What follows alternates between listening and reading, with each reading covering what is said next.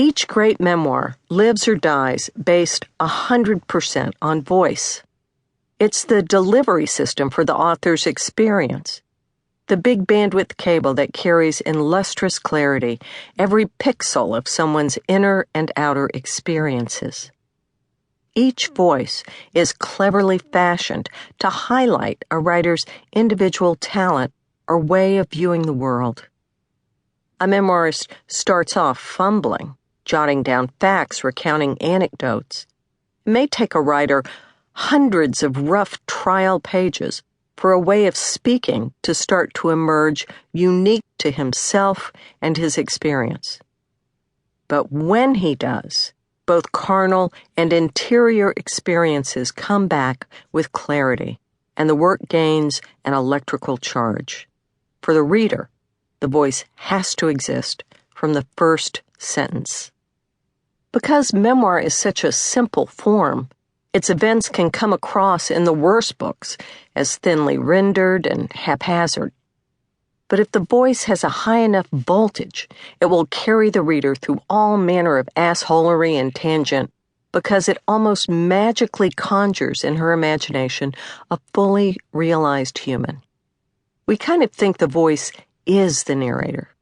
It certainly helps if the stories are riveting, but a great voice renders the dullest event remarkable. The secret to any voice grows from a writer's finding a tractor beam of inner truth about psychological conflicts to shine the way. While an artist consciously constructs a voice, she chooses its elements because they're natural expressions of character.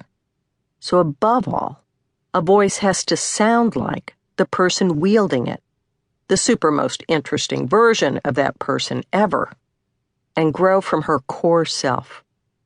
Pretty much all the great memoirists I've met sound on the page like they do in person.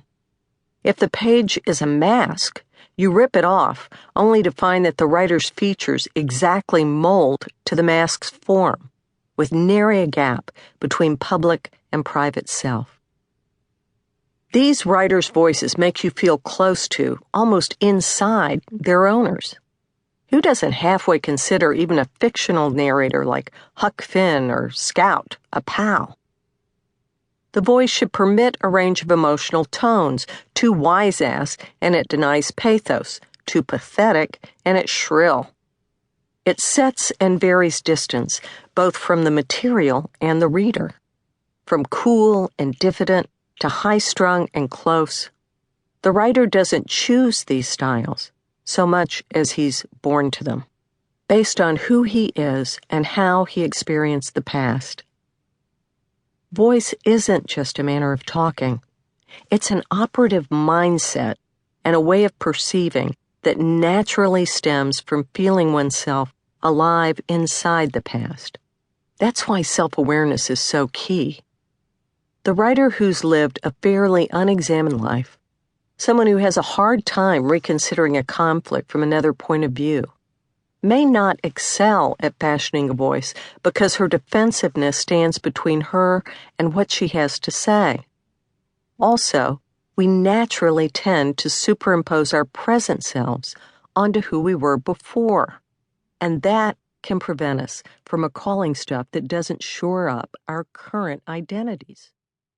Or it can